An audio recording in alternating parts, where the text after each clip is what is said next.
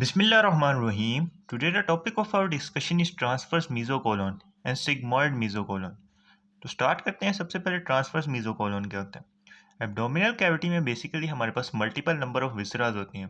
अब इन विसराज की वजह से जो हमारे पास पेरिटोनियम होती है उसके कुछ फोल्ड्स बन जाते हैं और ये फोल्ड्स हमारे पास उस विसरा को हमारे पास सस्पेंड कर रहे होते हैं पेरिटोनियल कैविटी के अंदर।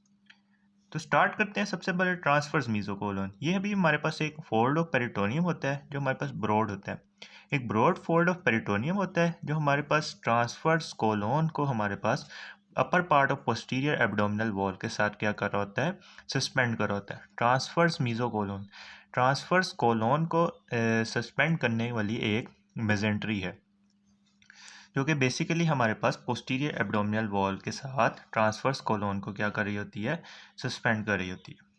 अब हम इसके अटैचमेंट्स को देख लेते हैं। The root of the transverse mesocolon is attach to the anterior surface of the head and anterior border of the body of the pancreas. यानी जो बॉडी ऑफ पेंक्रियाज होती है उसके एंटीरियर बॉर्डर और anterior surface of the head of the pancreas उसके साथ क्या कर रही होती है, ये अटैचमेंट ले रही होती है। यानी जो ट्रांसवर्स मेसोकोलोन की रूट होती है। The line of attachment is horizontal. Line of attachment कुछ इस तरह से होती है विद एन अपवर्ड इंक्लिनेशन। यानी जो इसका ये वाला एंड होता है वो हमारे पास थोड़ा सा अपवर्ड होता है टुवर्ड्स द लेफ्ट। लेफ्ट वाला जो एंड होगा वो हमारे पास थोड़ा सा ऊपर की तरफ होगा। अब हम इसको डायग्राम से देख लेते हैं। तो ये है हमारे पास डायग्राम जिसमें हम देख सकते हैं कि रूट की अटैचमेंट कुछ इस तरह से हॉरिजॉन्टली है जिसकी वजह जिसमें हमारे पास लेफ्ट वाली साइड थोड़ी सी ऊपर की तरफ है। तो हम इस डायग्राम में क्लियरली देख सकते हैं कि ये हमारे पास है जी हेड ऑफ पेंक्रियास और ये है जी बॉडी ऑफ पेंक्रियास। तो हेड ऑफ पेंक्रियास की एंटीरियर, ये एंटीरियर सामने वाली साइड है, तो anterior surface of head of pancreas और ये जो बॉडी का एंटीरियर बॉर्डर होता है, anterior border of body of pancreas के साथ ये क्या ले रही होती है, अटैचमेंट ले रही होती है। तो ये थी हमारे पास अटैचमेंट जिसमें हमारे पास root of transverse colon anterior surface of head के साथ और anterior border of body of pancreas के साथ क्या कर रही होती है, अटैचमेंट ले रही होती है। और हमने देखा कि लाइन ऑफ अटैचमेंट कैसी थी, हॉरिजॉन्टल, और लेफ्ट वाली साइड से ये हमारे पास थोड़ी सी ऊपर की तरफ इंक्लाइन हुई थी। तो हम इसके कंटेंट्स को देख लेते हैं। बेसिकली जो हमारे पास ट्रांसवर्स कोलोन होती है उसको सप्लाई करने वाली आर्टरी का नाम होता है मिडल कोलिक आर्टरी। और मिडल कोलिक आर्टरी इसमें इसके कंटेंट में आ जाएगी। तो it contains the middle colic vessels. हमने पेरिटोनियम के बेसिक इंट्रोडक्शन में पढ़ा था कि पेरिटोनियम बेसिकली हमारे पास पाथवे प्रोवाइड कर रही होती है for the passage of vessels and nerves and lymphatics. तो यही इस जो विसरा की हमारे पास होती है जी ब्लड सप्लाई या फिर नर्व सप्लाई, उसको हमारे पास ये क्या कर रही होती है, पाथवे प्रोवाइड कर रही होती है for the passage.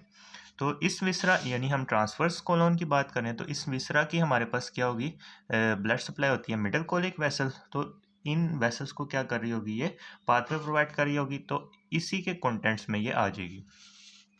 It contains the middle colic vessels, nerves, lymph nodes and lymphatics of the transverse colon.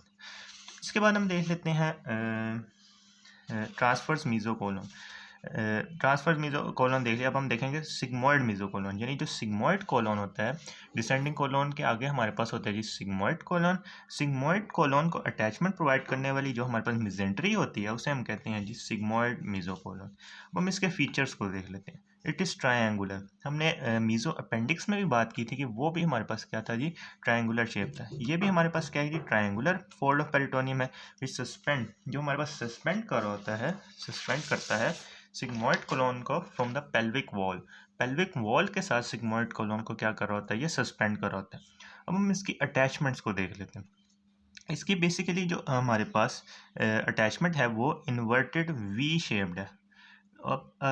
अब हमारे पास अगर एक वी शेप स्ट्रक्चर है, जैसे ये वी शेप स्ट्रक्चर है, तो अगर हम इसको इन्वर्ट कर दें कुछ इस तरह से, तो ये जो है ये हमारे पास इस तरह से इसकी क्या हो रही होती है, अटैचमेंट हो रही होती है। The root is shaped like an inverted V, यानी इस तरह से अटैचमेंट है। Its apex lies over the left ureter at the termination of the left common iliac artery. जो इसकी एपेक्स है ये हमारे पास होगी, ये इसकी एपेक्स। ये हमारे पास जो लेफ्ट यूरेटर होता है, जो लेफ्ट यूरेटर हमारे पास यूरिनरी ब्लैडर के अंदर ओपन हो रहा है, उसकी टर्मिनेशन पॉइंट पे लाई कर रही होती है। उसके अलावा जो हमारे पास लेफ्ट कॉमन आइलिक आर्टरी होती है उसके लेवल पे ये लाई कर रही होती है, ये एपेक्स। उसके अलावा हमारे पास एक ये लिम्ब है और एक ये लिम्ब है।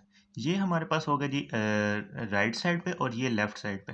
लेफ़्ट साइड की बात करें तो हमारे पास जो लेफ़्ट लिम्ब ऑफ वी है, ये हमारे पास अटैच होता है along the upper half of the left external iliac artery. ये जो लेफ़्ट लिम्ब है ये हमारे पास लेफ़्ट एक्सटर्नल आइलिक आर्टरी के साथ लाई कर रहा होता है। और जो राइट लिम्ब है ये हमारे पास ये